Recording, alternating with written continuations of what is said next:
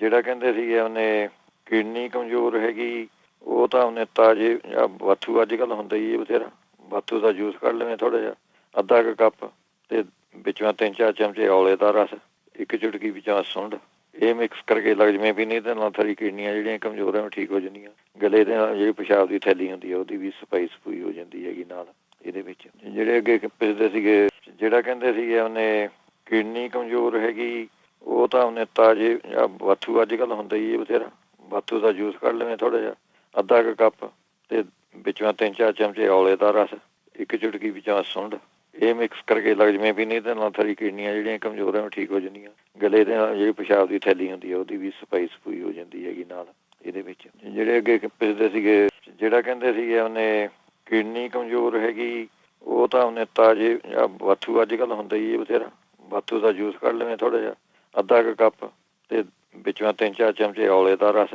ਇੱਕ ਚੁਟਕੀ ਵਿੱਚੋਂ ਸੁੰਡ, ਇਹ ਮਿਕਸ ਕਰਕੇ ਲੱਗ ਜਵੇਂ ਵੀ ਨਹੀਂ ਤਾਂ ਨਾਲ ਸਾਰੀ ਕਿਡਨੀਆਂ ਜਿਹੜੀਆਂ ਕਮਜ਼ੋਰ ਹੈ ਠੀਕ ਹੋ ਜਾਂਦੀਆਂ। ਗਲੇ ਦੇ ਨਾਲ ਜਿਹੜੀ ਪਿਸ਼ਾਬ ਦੀ ਥੈਲੀ ਹੁੰਦੀ ਹੈ ਉਹਦੀ ਵੀ ਸਫਾਈ ਹੋ ਜਾਂਦੀ ਹੈਗੀ ਨਾਲ ਇਹਦੇ ਵਿੱਚ। ਜਿਹੜੇ ਅੱਗੇ ਪੁੱਛਦੇ ਸੀਗੇ, ਜਿਹੜਾ ਕਹਿੰਦੇ ਸੀਗੇ ਉਹਨੇ ਕਿਡਨੀ ਕਮਜ਼ੋਰ ਹੈਗੀ, ਉਹ ਤਾਂ ਉਹਨੇ ਤਾਜ਼ੇ ਬਾਥੂ ਅੱਜ ਕੱਲ੍ਹ ਹੁੰਦਾ ਹੀ ਬਥੇਰਾ, ਬਾਥੂ ਦਾ ਜੂਸ ਕੱਢ ਲਵੇਂ ਥੋੜ੍ਹਾ ਜਿਹਾ, ਅੱਧਾ ਕੁ ਕੱਪ, ਤੇ ਵਿੱਚੋਂ 3-4 ਚਮਚੇ ਔਲੇ ਦਾ ਰਸ, ਇੱਕ ਚੁਟਕੀ ਵਿੱਚੋਂ ਸੁੰਡ, ਇਹ ਮਿਕਸ ਕਰਕੇ ਲੱਗ ਜਵੇਂ ਵੀ ਨਹੀਂ ਤਾਂ ਨਾਲ ਸਾਰੀ ਕਿਡਨੀਆਂ ਜਿਹੜੀਆਂ ਕਮਜ਼ੋਰ ਹੈ ਠੀਕ ਹੋ ਜਾਂਦੀਆਂ। ਗਲੇ ਦੇ ਨਾਲ ਜਿਹੜੀ ਪਿਸ਼ਾਬ ਦੀ ਥੈਲੀ ਹੁੰਦੀ ਹੈ ਉਹਦੀ ਵੀ ਸਫਾਈ ਹੋ ਜਾਂਦੀ ਹੈਗੀ ਨਾਲ ਇਹਦੇ ਵਿੱਚ। ਜਿਹੜੇ ਅੱਗੇ ਪੁੱਛਦੇ ਸੀਗੇ, ਜਿਹੜਾ ਕਹਿੰਦੇ ਸੀਗੇ ਉਹਨੇ ਕਿਡਨੀ ਕਮਜ਼ੋਰ ਹੈਗੀ, ਉਹ ਤਾਂ ਉਹਨੇ ਤਾਜ਼ੇ ਬਾਥੂ ਅੱਜ ਕੱਲ੍ਹ ਹੁੰਦਾ ਹੀ ਬਥੇਰਾ, ਬਾਥੂ ਦਾ ਜੂਸ ਕੱਢ ਲਵੇਂ ਥੋੜ੍ਹਾ ਜਿਹਾ, ਅੱਧਾ ਕੁ ਕੱਪ, ਤੇ ਵਿੱਚੋਂ 3-4 ਚਮਚੇ ਔਲੇ ਦਾ ਰਸ, ਇੱਕ ਚੁਟਕੀ ਵਿੱਚੋਂ ਸੁੰਡ, ਇਹ ਮਿਕਸ ਕਰਕੇ ਲੱਗ ਜਵੇਂ ਵੀ ਨਹੀਂ ਤਾਂ ਨਾਲ ਸਾਰੀ ਕਿਡਨੀਆਂ ਜਿਹੜੀਆਂ ਕਮਜ਼ੋਰ ਹੈ ਠੀਕ ਹੋ ਜਾਂਦੀਆਂ। ਗਲੇ ਦੇ ਨਾਲ ਜਿਹੜੀ ਪਿਸ਼ਾਬ ਦੀ ਥੈਲੀ ਹੁੰਦੀ ਹੈ ਉਹਦੀ ਵੀ ਸਫਾਈ ਹੋ ਜਾਂਦੀ ਹੈਗੀ ਨਾਲ ਇਹਦੇ ਵਿੱਚ। ਜਿਹੜੇ ਅੱਗੇ ਪੁੱਛਦੇ ਸੀਗੇ,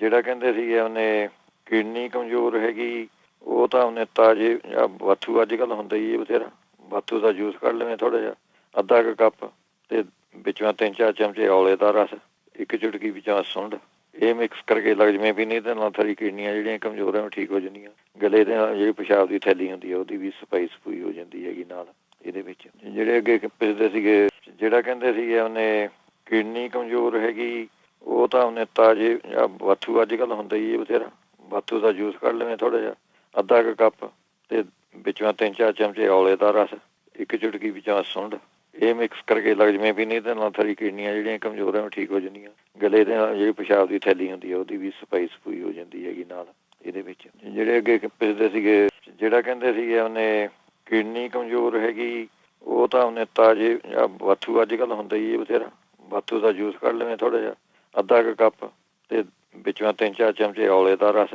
ਇੱਕ ਚੁਟਕੀ ਵਿੱਚੋਂ ਸੁੰਡ, ਇਹ ਮਿਕਸ ਕਰਕੇ ਲੱਗ ਜਵੇਂ ਵੀ ਨਹੀਂ ਤਾਂ ਨਾਲ ਸਾਰੀ ਕਿਡਨੀਆਂ ਜਿਹੜੀਆਂ ਕਮਜ਼ੋਰ ਹੈ ਠੀਕ ਹੋ ਜਾਂਦੀਆਂ। ਗਲੇ ਦੇ ਨਾਲ ਜਿਹੜੀ ਪਿਸ਼ਾਬ ਦੀ ਥੈਲੀ ਹੁੰਦੀ ਹੈ ਉਹਦੀ ਵੀ ਸਫਾਈ ਹੋ ਜਾਂਦੀ ਹੈਗੀ ਨਾਲ ਇਹਦੇ ਵਿੱਚ। ਜਿਹੜੇ ਅੱਗੇ ਪੁੱਛਦੇ ਸੀਗੇ, ਜਿਹੜਾ ਕਹਿੰਦੇ ਸੀਗੇ ਉਹਨੇ ਕਿਡਨੀ ਕਮਜ਼ੋਰ ਹੈਗੀ, ਉਹ ਤਾਂ ਉਹਨੇ ਤਾਜ਼ੇ ਬਾਥੂ ਅੱਜ ਕੱਲ੍ਹ ਹੁੰਦਾ ਹੀ ਬਥੇਰਾ, ਬਾਥੂ ਦਾ ਜੂਸ ਕੱਢ ਲਵੇਂ ਥੋੜ੍ਹਾ ਜਿਹਾ, ਅੱਧਾ ਕੁ ਕੱਪ, ਤੇ ਵਿੱਚੋਂ 3-4 ਚਮਚੇ ਔਲੇ ਦਾ ਰਸ, ਇੱਕ ਚੁਟਕੀ ਵਿੱਚੋਂ ਸੁੰਡ, ਇਹ ਮਿਕਸ ਕਰਕੇ ਲੱਗ ਜਵੇਂ ਵੀ ਨਹੀਂ ਤਾਂ ਨਾਲ ਸਾਰੀ ਕਿਡਨੀਆਂ ਜਿਹੜੀਆਂ ਕਮਜ਼ੋਰ ਹੈ ਠੀਕ ਹੋ ਜਾਂਦੀਆਂ। ਗਲੇ ਦੇ ਨਾਲ ਜਿਹੜੀ ਪਿਸ਼ਾਬ ਦੀ ਥੈਲੀ ਹੁੰਦੀ ਹੈ ਉਹਦੀ ਵੀ ਸਫਾਈ ਹੋ ਜਾਂਦੀ ਹੈਗੀ ਨਾਲ ਇਹਦੇ ਵਿੱਚ। ਜਿਹੜੇ ਅੱਗੇ ਪੁੱਛਦੇ ਸੀਗੇ,